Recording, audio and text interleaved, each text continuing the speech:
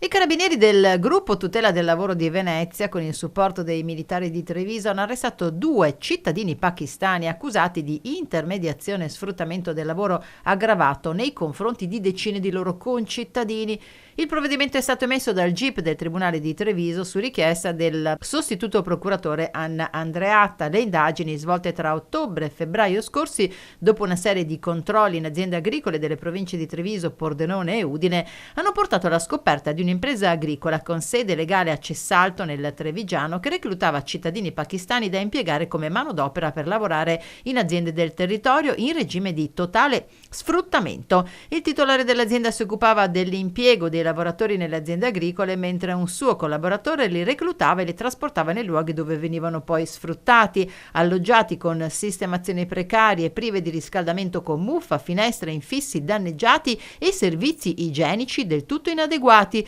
Venivano svegliati alle prime luci dell'alba e accompagnati nelle aziende agricole dove lavoravano guardati a vista fino a tarda sera.